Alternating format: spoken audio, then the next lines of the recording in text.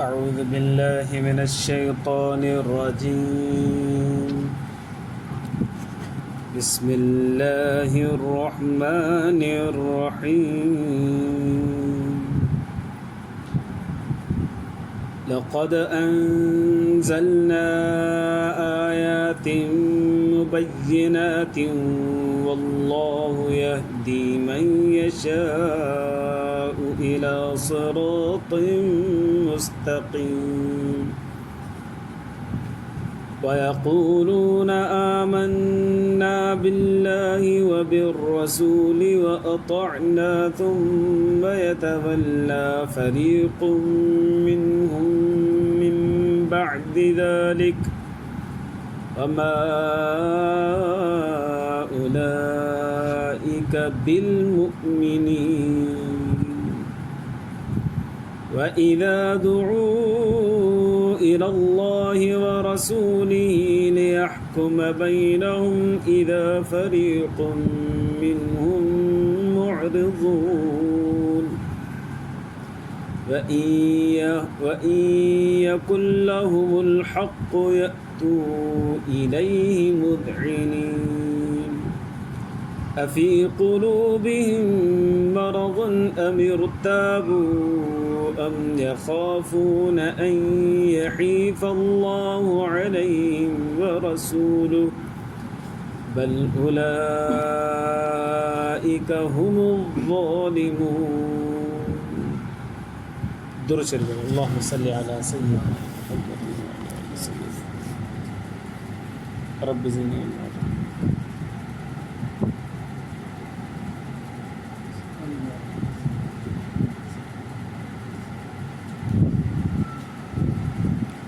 मुझे मुअज़्ज़ज़ मोहतरम मुकर्रम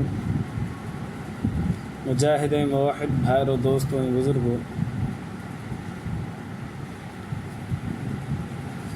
अरणो सिपारो सूरत नूर आयत नंबर 46, 47, 48, 49, 50 ताईं मूं तव्हांजे साम्हूं तिलावत कयो।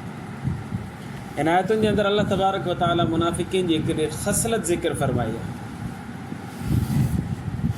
उहा इहा आहे त जॾहिं कंहिं मुनाफ़िक़ जो जहिड़ो कंहिं ॿिए माण्हू सां थी पवंदो हो ऐं हू नाहक़ ते हूंदो हो, यानी ज़ुल्म कंदड़ हूंदो हो मुनाफ़िक़, ऐं हुनखे चयो वेंदो त अचु अल्लाह जो रसूल फ़ैसिलो करे थो, भॼी वेंदो, चवंदो न हिते फ़ैसिलो कोन करे।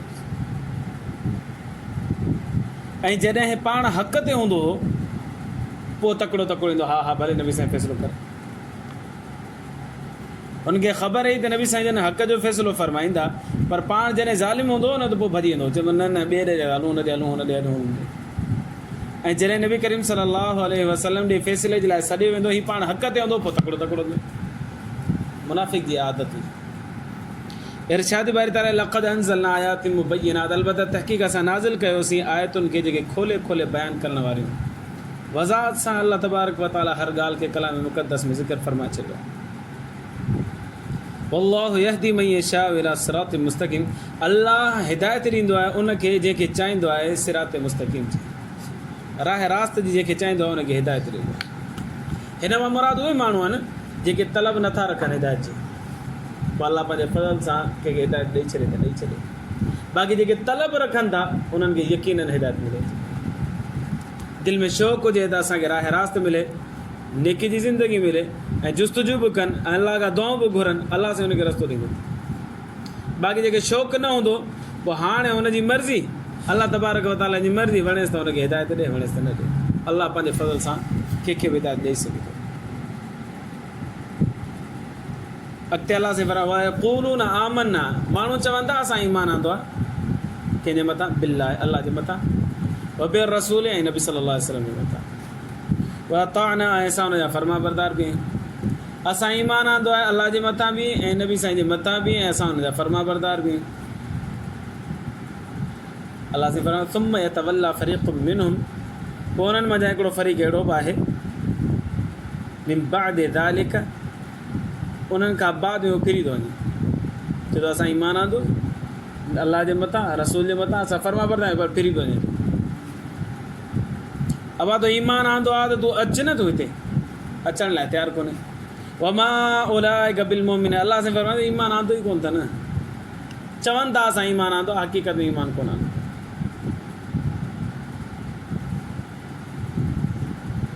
हिकिड़ो मुनाफ़िक़ हुजे, हुनजो नालो बिशिर, उनजो जहिड़ो थी पियो हिकिड़े यहूदी सां। जॾहिं जहिड़ो थी पियो त मुनाफ़िक़ त ज़ाहिर में मुस्लमान हो, ॾिसण में मुस्लमान हो, यहूदी त ज़ाहिर ज़रूर यहूदी हो। मुनाफ़िक़ चयो फासाइण जे लाइ यहूदी खे, पंहिंजो जहिड़ो थी पिया हाल त नबी सल्लल्लाहु अलैहि वसल्लम ॾे हलो था, उहो फ़ैसिलो करे। यहूदी खे ख़बर ई नबी साईं फ़ैसिलो इंसाफ़ जो कंदो। हा बाबा हल, उन तयारु थी, यहूदी तयारु थी वियो, हा बाबा हल नबी साईं ॾे हलो था। मुनाफ़िक़ खे ख़बर ई त मूं त ज़ुल्म मां थो कयां, फ़ैसिलो मुंहिंजे ख़िलाफ़ु ईंदो, उते फिरी वियो। हुन मुनाफ़िक़ जो नालो बिशिर फिरी वियो, चई नथा हलो नबी साईं ॾे, तूं जे सरदार जेको आहे काब बिन अशरफ, यहूदियुनि जो सरदार हो, उन ॾे हलो त उहो यहूदी हो। हुन चयो ठीकु आहे, भले मुंहिंजे सरदार ॾे फ़ैसिलो कर। त उहो नबी सल्लल्लाहु अलैहि वसल्लम ॾे कोन आयो, यहूदी ॾे हलियो। उनखे ख़बर हो जेकॾहिं मां नबी साईं ॾे ईंदुसि फ़ैसिलो मुंहिंजे ख़िलाफ़ु ईंदो। पोइ जॾहिं इहो वाक़ियो थियो, इहा आयत नाज़िल थी, वयक़ूलून आमन्ना बिल्लाहि व बिर्रसूल, कुझु अहिड़ा माण्हू जेके चवंदा असां ईमान आंदोसीं अलाह अलाह जे रसूल जे मथां, वताअना असां फर्मा बरदार बि आहियूं। सुम्म यतवल्ला फ़रीक़ुम मिनहुम मिन बअदि ज़ालिक, उनखां बाद में हिकिड़ो फ़रीक़ अहिड़ो आहे जेको फिरी थो वञे, इक़रार करे थो, पर जंहिं वक़्तु अचे थो फर्मा बरदारी जो त करे कोन थो। अलाह साईं फरमाए थो इक़रार ईमान जो कनि था, वमा उलाइका बिल मुमिनीन, ईमान आहे नी कोन अंदर में, ज़ाहिर में मुस्लमान मुनाफ़िक़। वइज़ा दुऊ इलल्लाहि व रसूली,